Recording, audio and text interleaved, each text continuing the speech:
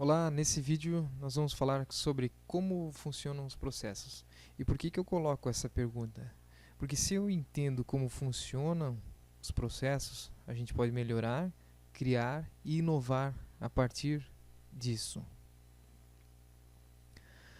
Antes de começar, eu gostaria de fazer uma pequena apresentação sobre a nossa empresa. Nós somos a Learn.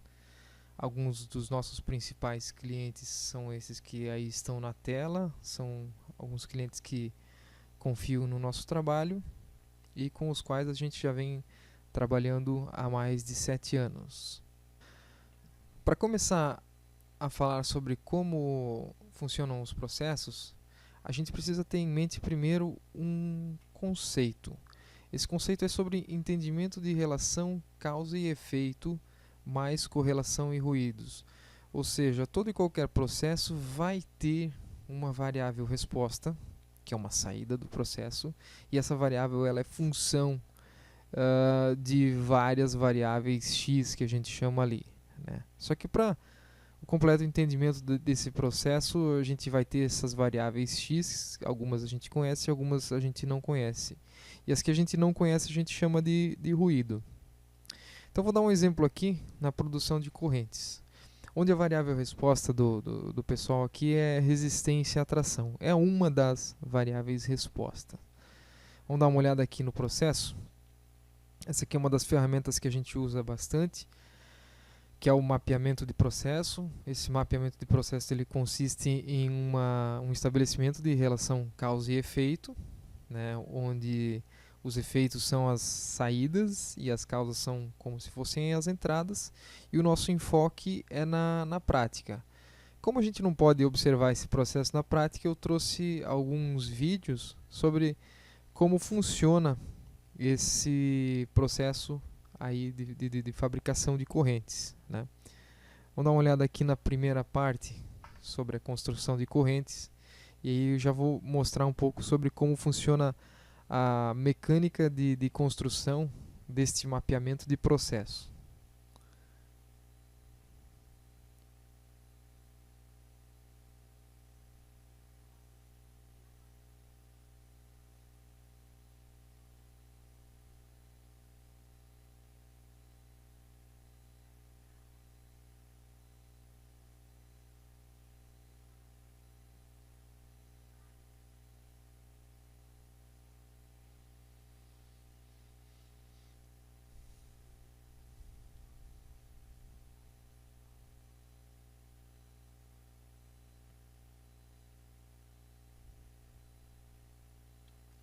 Então essa é a etapa 1, que é a etapa do estiramento, onde para eu ter aquela variável resposta final y, que é a resistência à tração, nessa primeira etapa eu tenho que ter o diâmetro do fio, que é o y1 intermediário de saída, e o endurecimento do fio, né? Aí então quais são as variáveis dessa etapa de estiramento que fazem o diâmetro do fio e fazem o endurecimento? Então seria a força de repuxo, o diâmetro da matriz, a rugosidade do fio, o desgaste da matriz, né, estão ali, e a quantidade de graxa superficial. Tem mais? Tem mais. O que acontece é que quando tem mais variáveis, você vai preenchendo. Nesse momento pode ser que eu não sei, esse é uma primeira etapa de construção, e o mapa de processo ele é uma ferramenta dinâmica, você vai ter que ir atualizando sempre, né? As outras etapas são feitas da mesma forma, né? E dessa forma a gente tem uma visão de processo em que interliga todas ou quase todas as variáveis conhecidas, né? Então, fábricas são excelentes locais para visualização de processos, mas mesmo na fábrica eles não são completamente visíveis. Ao que eu me refiro, que sempre vão existir algumas variáveis que a gente não conhece. Agora, essas variáveis que a gente não conhece, elas não podem ser as mais importantes, porque se a gente estiver deixando passar as variáveis mais importantes, a gente vai estar deixando de entender grande parte desse processo. Mapeamentos são necessários para o entendimento desses processos, né? E a gente faz mapeamentos de processo de produtos da mesma forma, eu não vou demonstrar nesse vídeo. E estabelecemos essas correlações entre suas entradas e saídas, agora num próximo passo, com uma estratégia de amostragem. Estratégia, veja o nome, estratégia. Nunca com percentual ou de forma aleatória ou porque a norma pediu. Você sempre vai estabelecer causa e efeito com estratégias inteligentes de amostragem. Percentual é difícil você estabelecer relação causa e efeito. Então, alguns exemplos de alguns processos. O funcionamento de qualquer produto é regido por um processo. Por exemplo, como funciona um liquidificador? Ele tem um processo para funcionamento que deve acontecer adequadamente. Processo de funcionamento de uma antena de TV ou da prensa que estampa essa antena de TV, ou o processo de emissão das ondas ou transmissão das ondas, todos são processos. São 3 processos diferentes que eu citei aqui.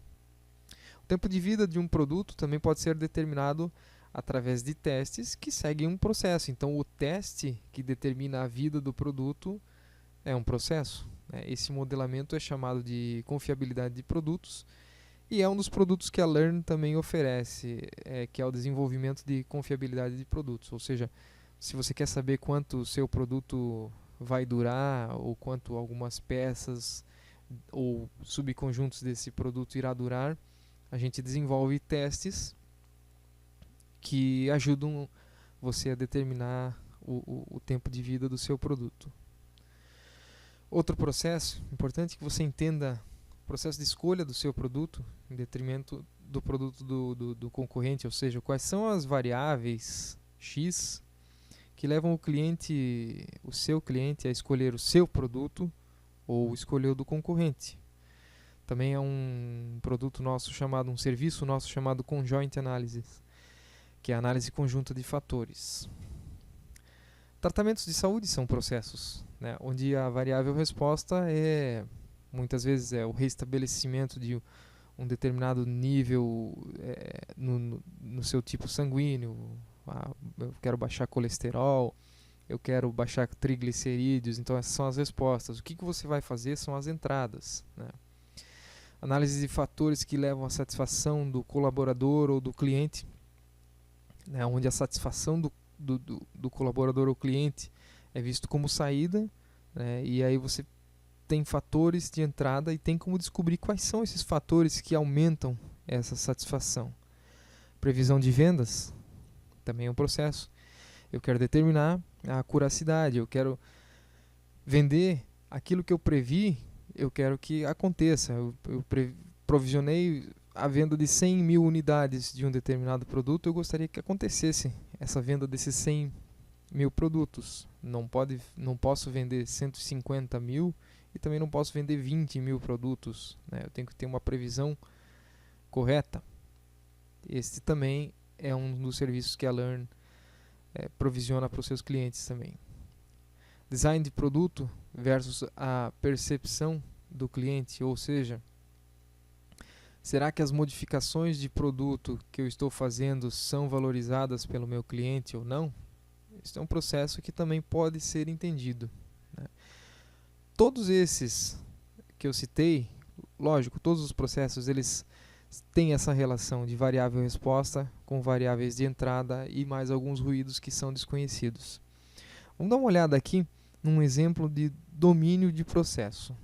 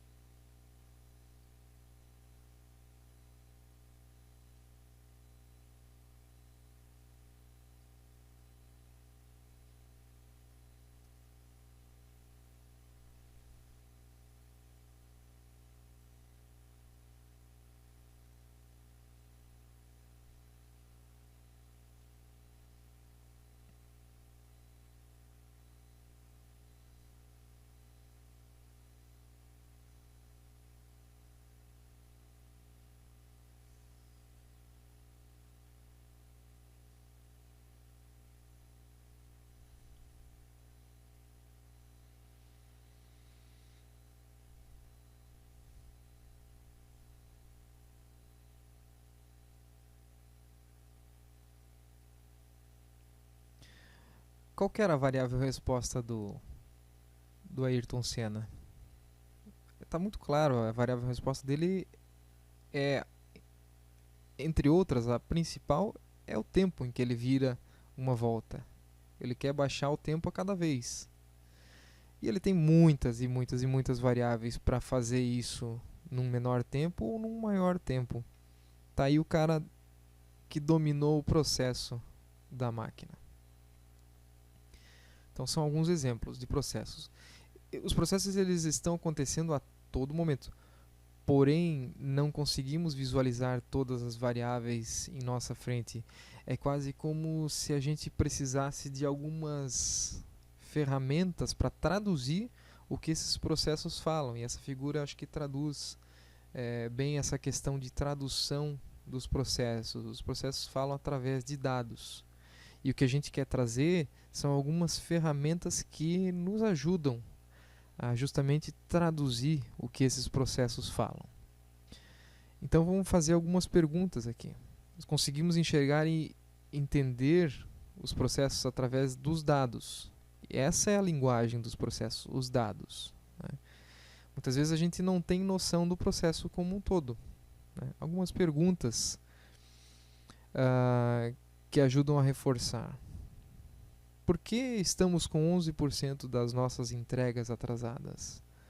Se eu conseguir explicar por que esses 11%, quer dizer que eu estou entendendo o processo de entrega. Né? Por que temos 1.500 ppm de defeitos?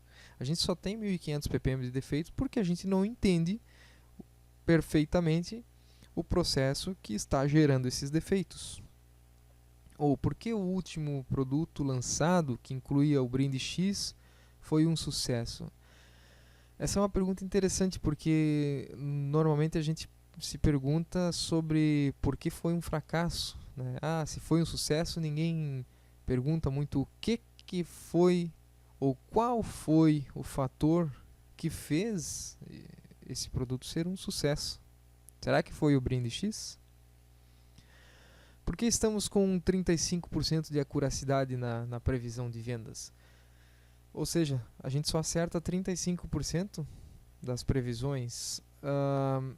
Aonde estão os outros 65%? Ou por que não estamos acertando? Lógico que porque não dominamos o processo de previsão de vendas.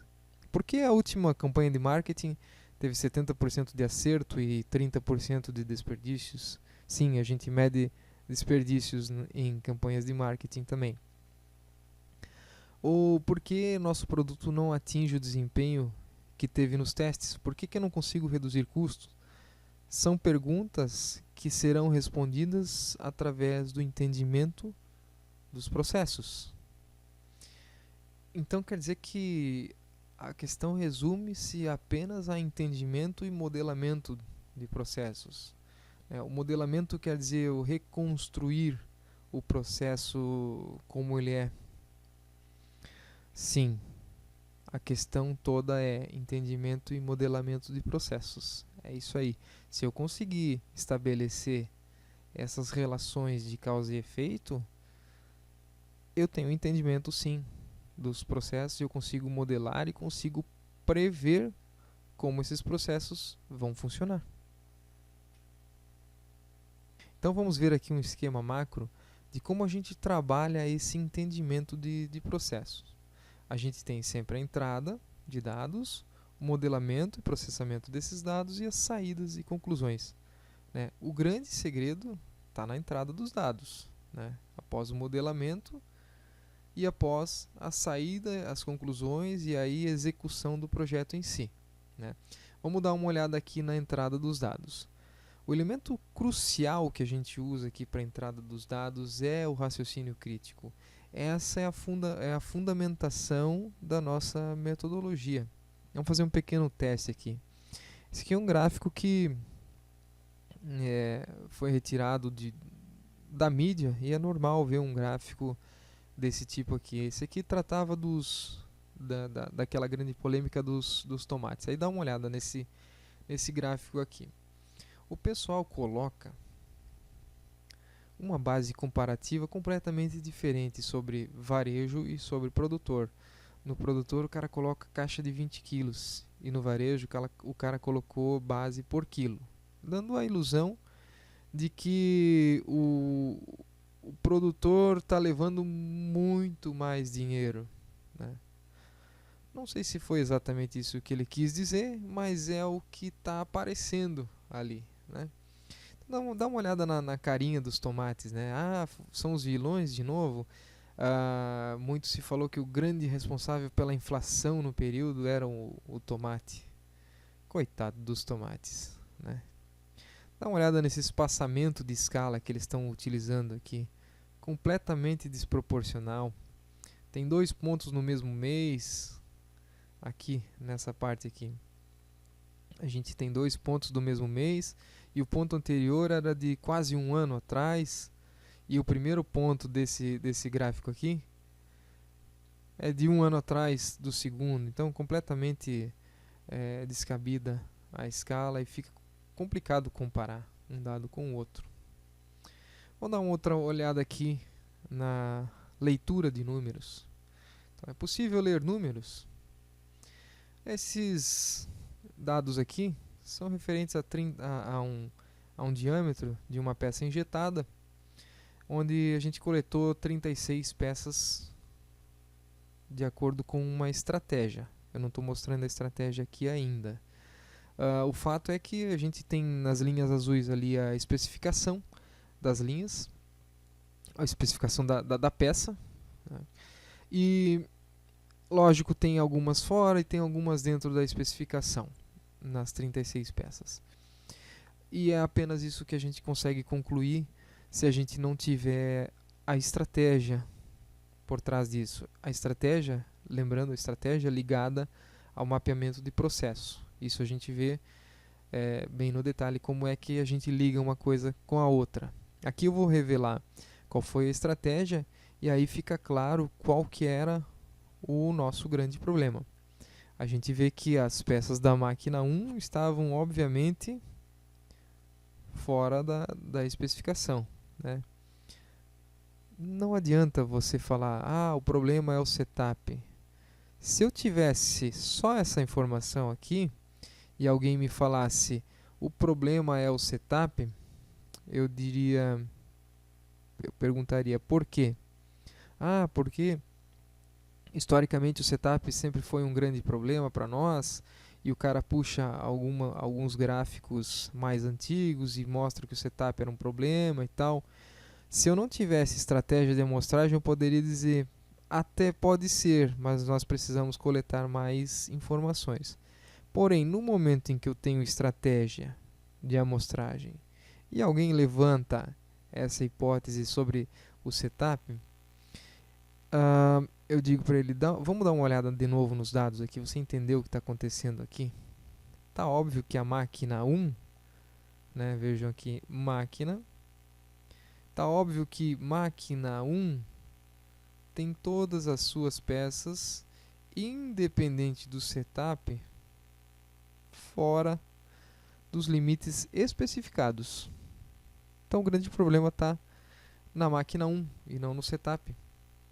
Fim de conversa, vamos para outro passo, né? Aqui a gente tem os mesmos dados, porém com um destaque que eu fiz aqui, circulando cada setup e deixando óbvio para nós que o setup não era um problema. E isso chama-se estratégia. Dessa forma nos permite ler números e melhorar o nosso raciocínio crítico. Um outro elemento que a gente usa é o método científico. O método científico é o grande método que nos trouxe até aqui, ou que fez a ciência evoluir. E ele segue esse ciclo, e a gente aproveitou para fazer esse ciclo que chama PDSA, onde a gente substituiu o check, o mero check, por study. Essa ideia veio do Deming, do W. Edwards Deming, substituir por study. Então a gente começa no P, onde o P é de planejamento, onde a gente tem todas aquelas ideias de mapeamentos, todas as perguntas iniciais, todo o raciocínio inicial, todas as estratégias de coleta são planejadas aí nessa etapa. O D é onde eu coleto efetivamente os meus dados através das minhas estratégias para responder as minhas perguntas. E o S é onde eu vou comparar esses dados que eu obtive da vida real com o que eu sabia antes, né? Se há uma diferença muito grande, tá óbvio que eu não entendo muito o meu processo, então eu preciso de mais P, mais perguntas, mais planejamento, para que eu possa efetivamente ir para o A, onde aí é a execução da minha solução. Basicamente, esse é o método científico que a gente utiliza. A gente vê das pessoas que passaram pela nossa capacitação vários benefícios. Um deles é habilitar as pessoas a enxergar os processos e produtos de uma maneira em que ela nunca viu. Justamente pela aplicação do raciocínio crítico aliado ao método científico. Isso faz toda a diferença na indústria atual. Outro conhecimento e habilidade de aplicação do mesmo é individual e melhora o seu currículo de resultados. Você leva o conhecimento para você. Então, se você consegue aplicar em um projeto esse conhecimento, você consegue aplicar em qualquer projeto. O foco da capacitação é na prática e demonstração de resultados através de projetos. Não existe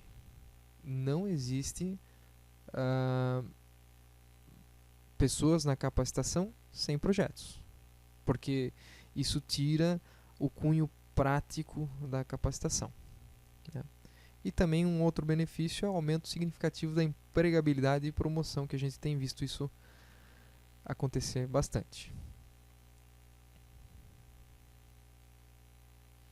Depois passamos para a parte de modelamento / processamento dos dados, né, que a gente coletou aqui nas entradas, né. O que acontece aqui é que após as perguntas direcionadoras coletados, os dados de forma inteligente e econômica, a gente tem várias formas de analisar esses dados. Existem inúmeras ferramentas estatísticas aqui que ajudam a fazer esse modelamento desses dados que a gente coletou. Seja através de estratégia, seja através de experimento ortogonal ou não ortogonal. Existe toda essa gama aí de ferramentas que eu coloquei aqui e muito mais ferramentas.